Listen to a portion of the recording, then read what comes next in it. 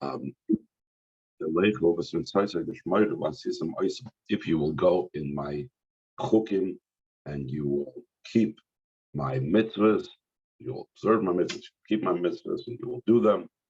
And I will give you the reins in this time, and I will lead you upright. We need to understand why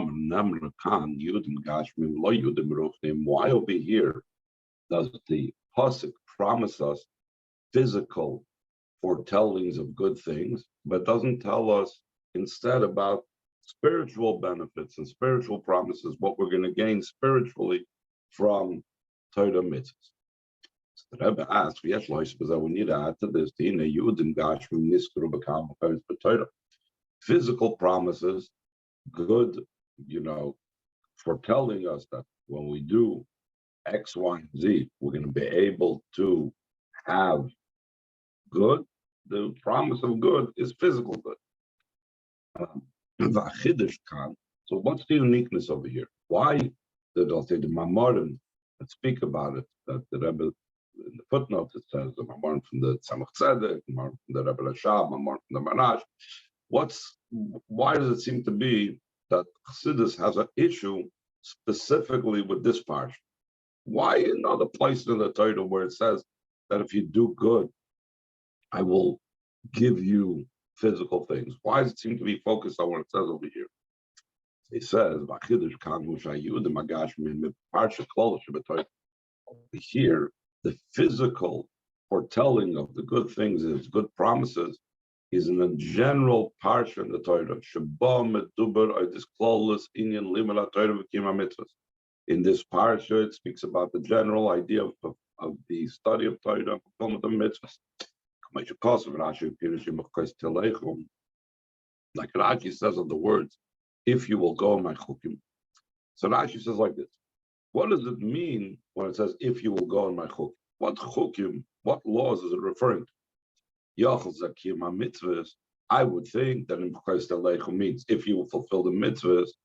So it can't be, Rashi says. Since right after saying it says you will keep my mitzvahs, I did keep my mitzvahs. So we're already speaking about the mitzvahs.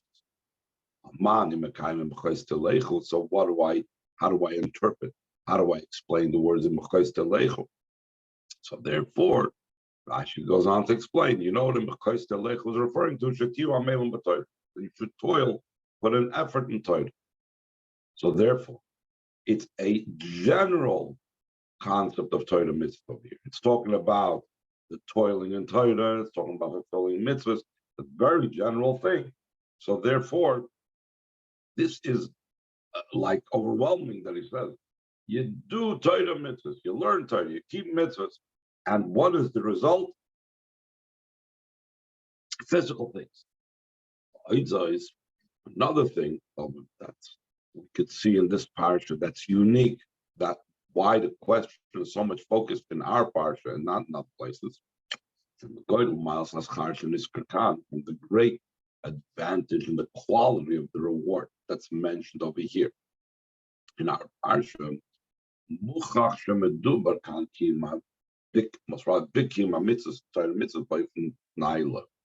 That we must say that the type of Torah mitzvahs that's referring to over here is in a very elevated type of way of fulfillment of Torah mitzvahs, because the reward is exceptional over here. And we'll compare it later to how the rewards is spoken about in other parshas. So he says, Chazal say, Schar mitzvah mitzvah. The reward of a mitzvah is the mitzvah itself. Like the Alter Rebbe explains in Tanya. From the reward of a mitzvah, we know the very being and the very level of the mitzvah. Therefore, since the reward is indicative of the mitzvah itself, so by examining the rewards in our parsha, we could see what type of level of Torah mitzvahs we're talking about. Since the reward that's mentioned over here is in a way that it's totally beyond nature. It's not just normal. Okay, you'll do Torah mitzvahs, I'll give you parnasa. You'll do Torah mitzvahs, I'll give you children. That's not what it's talking about. Darshan is all a pasuk v'eitz asad yitin period, like Chazal says on the pasuk. It says the tree of the field will give its fruit.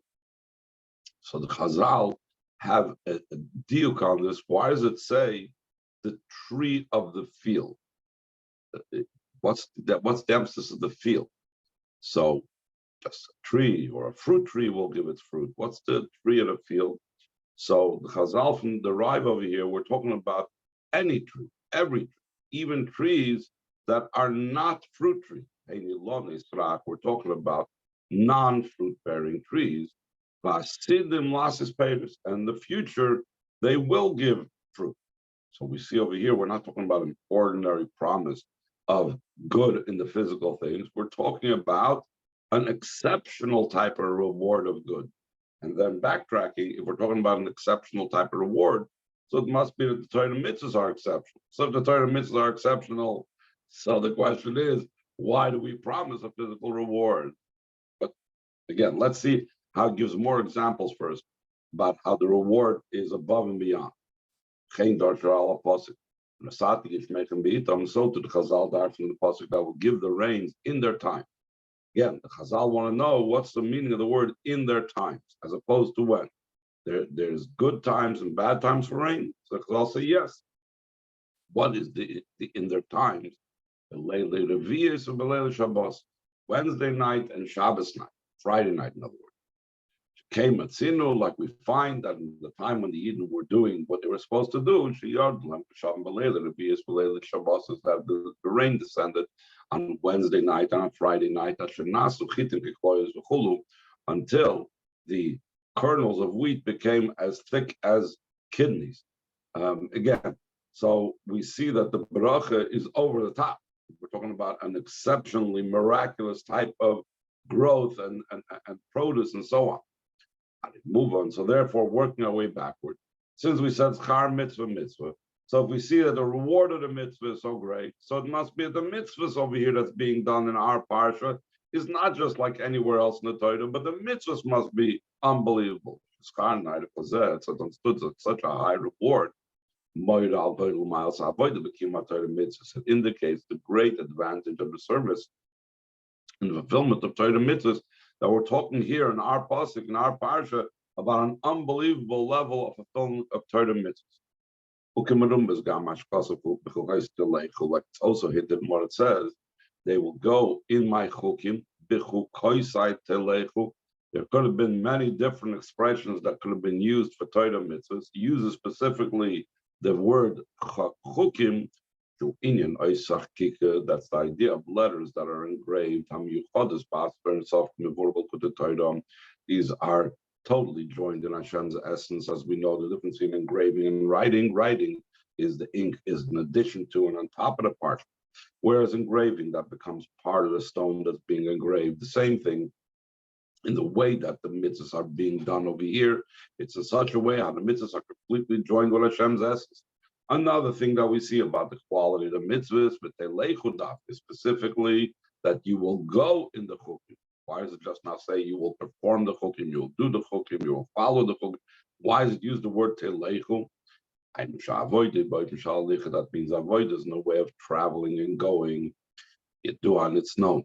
The true idea of traveling and going is when one goes without any comparison, without any limitation, without any bound. Because when a person is limited and bounded, and they're still connected to before, so they really haven't gone anywhere. Because if they're connected to before, so they're still going, they're going in circles. They're really all in one place. To really be considered going means when we break out of the bound. It's like, just to give a silly example, if a person, let's say, on a leash, or if an animal is on a leash tied to a post, he might be walking around, but he's not going anywhere. To go somewhere, you need to be able to break out of the boundaries. So when you say that in B'choisei Teleich over here, this means that the mitzvahs and the avodah that we're doing is in a way that we're completely breaking out of boundaries. Therefore, from all this we see how powerful the avodah that we're referring to over here in this week's parsha. Therefore, it's understood more why specifically here the Mamorim asked about physical promises for spiritual gains, because we're talking about a very high avodah. According to this, it's even more emphasized. The novelty of the matter, Shalom Rois Goydel Miles Havodah Fulu, despite the great advantage of a person's service to Hashem, Niskru Kan Yudim Gashmi over here was mentioned physical promises, Dainus Char Gashmi, in other words, physical reward. Though the primary reward is a spiritual reward, the Loitz Char Gashmi, it's not a physical reward, that's not the primary reward, even though there's the physical reward, but that's not the primary thing. Top of the second page, the loy oid, not only is the physical reward not as valuable, not as important as a spiritual reward, but what does our parsha talk about? Nothing about the spiritual. Not only that, only the physical reward is mentioned over here.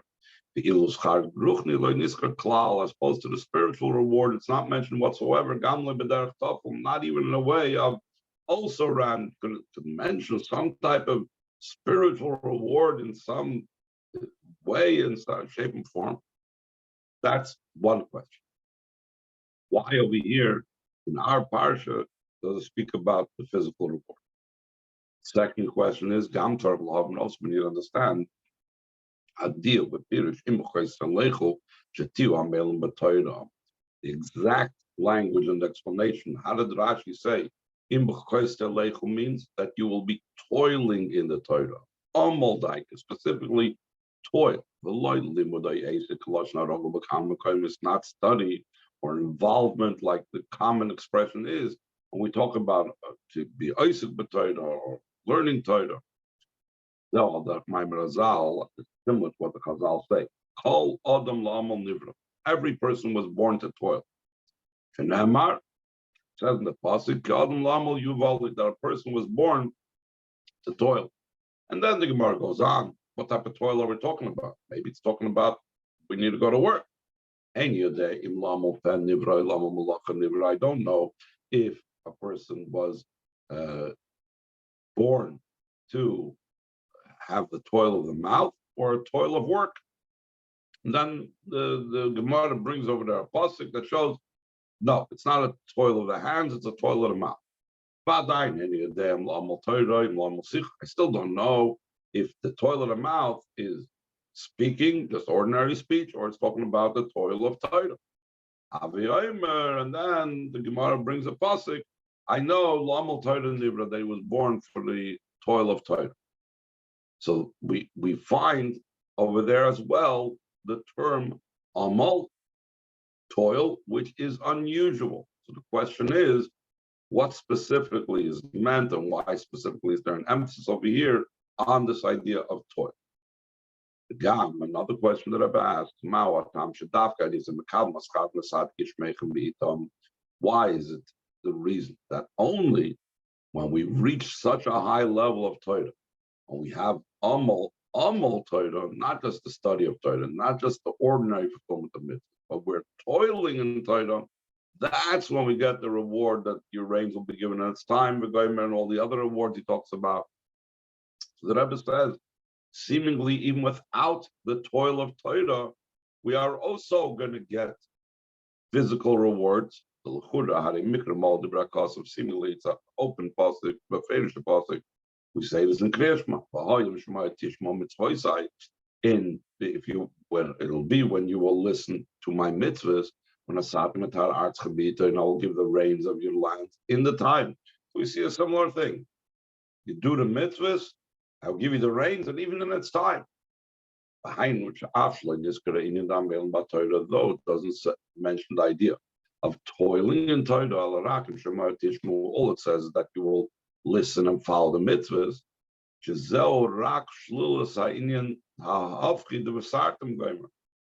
Listening to the mitzvahs is not toiling in Torah, it's just the opposite of what it says right after that, that if your hearts will turn away from me, and then I will not give you the reins.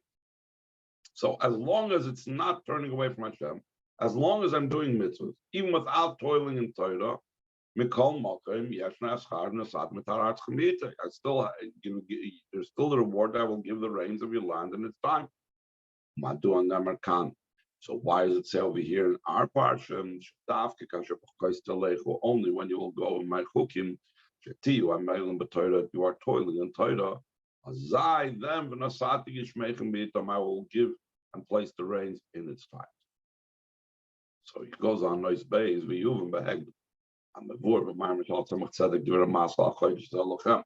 This will be prefaced by what's explained in the Maimer of Tzemach Tzedek called HaChodesh HaZelochem, which is very interesting that the Rebbe brings in a Maimer from HaChodesh HaZelochem, but we'll soon see why. Shenitfas ma'chodesh la'achroina, that recently it was reprinted, ubevade lamdu, and surely they studied. So even though he's going to start off talking about a Maimer that Tzemach Tzedek on Parshas Boy, on Chodesh Zolachem, having to do with Pesach and so on, but the Rebbe is showing like a special chavivus for it, that he's going to bring in that Maimer now while talking about a totally unrelated parsha. Anyway, so he says, maybe so much cost of Medrash Rabbah, Perek Chof. The Parnasa G'doyla Min Agul. The Tzemach Tzedek brings an amazing medrash. The medrash in Parshas Bereishis, in Chumash Bereishis, it says that Parnasa, making a living, Hashem giving us our sustenance, that's greater than the redemption. Why is that so? V'hainu, because Geula is through a Malach. Much of course, like it says, a Malach Hagoy, you see that the Malach that redeems me. So Malach is the Redeemer. So we see that Geula is not something that is limited only to Hashem. On the other hand, the Parnasa, Yadei HaKadosh Baruch Hu, but Parnasa, on the other hand, is done through Hashem. It says, Hashem, that is my shepherd. Meaning, what does a shepherd do? A shepherd gives the Parnasa, gives the person, the sheep, the flock, its sustenance. We are Hashem's sheep, flock, so he is our shepherd. So we're getting our sustenance, our parnasa, directly from Hashem, not through a mouth. Another pasuk that indicates this, we say constantly throughout davening, always, you open your hands, not a malach, the hands of the Eibishter, and you satiate all living things what they will. This is also understood concerning the rains, which we were talking about earlier in the Maimer. The Chazal say that rains and parnasa is the same thing. When it says that the key of rain or the key of parnasa in Hashem's hand, it's all the same thing, because rain, especially in those days, was linked completely to parnasa. How did they make a living? It was an agricultural society. The rain came down, and that's how they lived. So it comes out from that Medrash Rabbah, Shegodla Malosam Yosem Minagul. Both rain, making a living, their advantage, their quality is greater than Geula, because the Geula is Malach, and also comes from Hashem, the rain comes from Hashem. The idea behind this is explains. In our Torah, on our parsha, seemingly we need to understand. How is it possible to say such a thing? That making a living, rains, to be greater than Geula. So the interesting thing is, the premise for his question is based on what time of year they have to do with interest. The idea of making a living is connected with the month of Tishrei. Chazal say, all the food of a person, all of his sustenance, top of page 3, is already established and set aside for him already on Rosh Hashanah. Also, the month of Tishrei has to do with the world, which is Parnasa, which is rains. 25th of El, the world was created. That's why Tishrei was called the first month. like it's brought down to Yonis and Vayikol, Ugomer B'Yerech Eson and B'Chag, that they gathered in the month of the ancient ones. That's one of the explanations of Esonim. In Sukkot, in the month of the ancient ones, they gathered together during the times of Shlomo HaMelech. Why is it called the month of Tishrei? Why is it called the month of the ancient ones? The Atikaya, the old ones. In other words, before Gulas Am Yisrael, have a Korin Lo Yarcha Kadma. They would call Tishrei the first month. So therefore, Tishrei is called the first month. It has to do with the creation of the world, it has to do with the establishment of the world, has to do with the ongoing running of the world. So therefore, rains and Parnasa, which is part of the natural cycle of things, has to do with Tishrei as well, for two reasons. Both because Tishrei is when it's established, the Parnasa for the whole year, and also because literally the whole idea of the physical, natural world running according to the rules of nature was established in the creation of the world, which is what Tishrei is about. Perhaps also we could add that physically, from Tishrei and on, especially the end of Tishrei, where we start davening for rain and so on, and then Cheshvan at Yisrael, we already start davening for rain and fully in Shemoneh Esrei. That's the season where it's a rainy season. Nisan, on the other hand, is already the time when it's supposed to stop the rainy season, at least in Eretz Yisrael, or after Nisan. So he says, on the other hand, the Ilu, as opposed to Inyan HaGeula, Shaykh Chodesh Nisan, as opposed to the redemption, is connected with the month of Nisan, Shu Chodesh Geula. As we know, the month of Nisan is the month of redemption. And Bari God Lamayas Chodesh Nisan, Al Chodesh Tishrei. We know the advantage and the quality of the month of Nisan is greater than the month of Tishrei. Therefore, how are you going to say that Parnas is greater than Geula?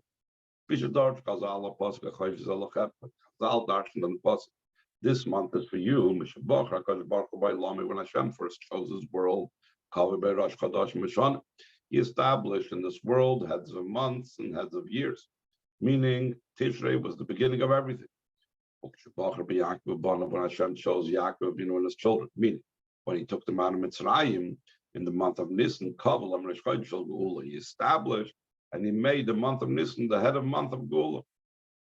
And we see how much Geula is greater than the Parnasa, and how much greater Nisan is because it's Geula than Tishrei, which is the creation of the world, which is connected to Parnasa. When Hashem introduced himself to us and spoke to the entire Jewish people, what did he say? I am Hashem your God that took you out of the land of Mitzrayim. David could have identified himself something else. Could have said, I am Hashem your God that created the heavens and the earth. Why did Hashem choose to identify himself with the trait and with the characteristic, with the event of Yitzias Mitzrayim?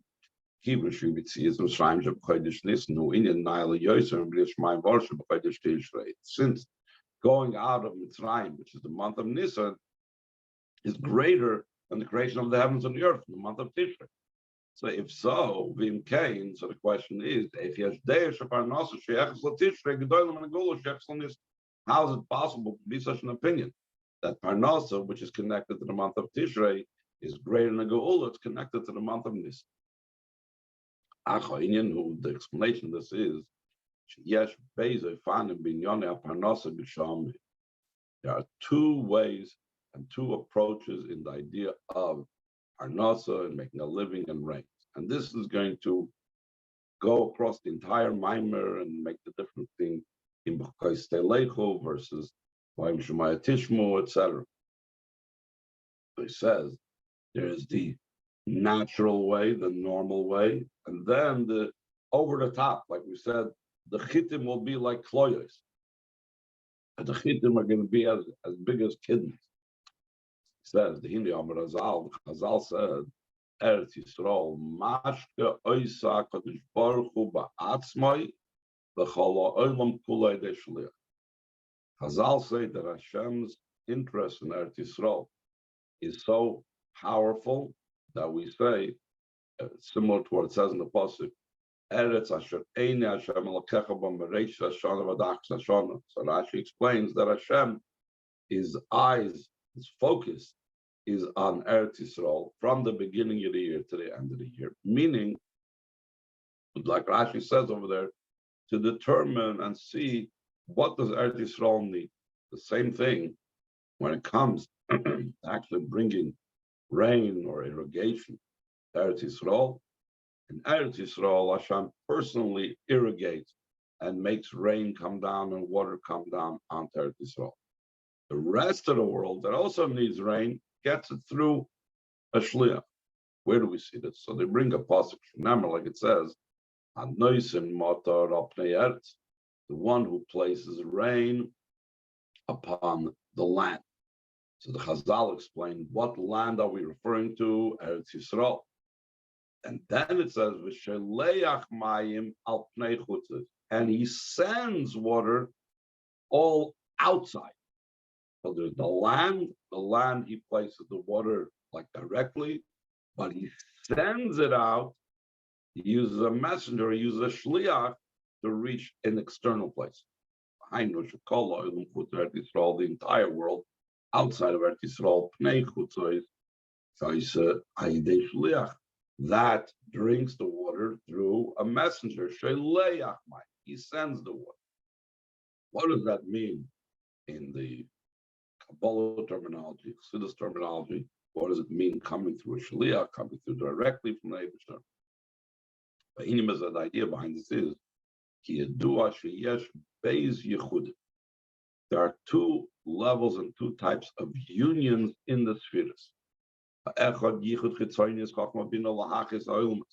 This is a union of the external spheres, the external part of the spheres of Chachma Bina, and that's basic hamshach, the basic necessity that needs to come down from Chayes to the world, comes down from the external union of Chachma Bina.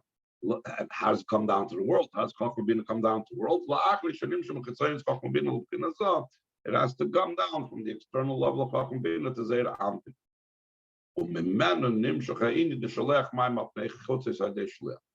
Because it's the external part of Zah, from that comes out the idea that he sends water out over the outside through a shliach. That is a second manner of union that takes place in the spheres above. There's an inner union between Chachma and Bina. It's like the union of a Zachar and a Keva, that it says on Zachar and a Keva, the fact that there's an inner union that creates children that comes from a much, much higher level. The same thing, the inner union of Chachma Bina, that's beyond just the basic needs of the existence of the world. That has a much, much higher root. That's not through a shliach. That's Hashem himself. From this comes down the idea that he gives rain over the face of the land. Behind this means not through a shliach. Like it says, I will give the rains. I am the one that gives. It's similar to what it says in the beginning of Aseret Adibris, I am a family God. What's I? Chazal says, I, who I am, that's beyond even being described by and hinted in any type of letter, in any type of point, top of the letter, for sure not in any type of description. So we say, it means it's coming from Hashem's highest, most level.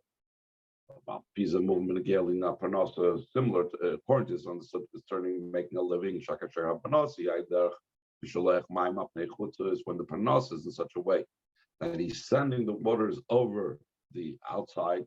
Parnasa that comes from the chain order of descent. So on that level, since it's only an external level, since it's only Yichud Chitzayni of Chachma Bina, so then the Geula is definitely hard. But when the Parnas is similar to what the Eibusher gives upon the land, upon Eretz Yisrael, I will give you rains. That's the level of Parnas that's beyond the chain order of descent by the HaKadosh Baruch Hu, Mamish through Hashem. So then Parnasa is greater than the redemption Shabbat in Malach Kanal that comes specifically through a Malach. This is much greater because it's not coming.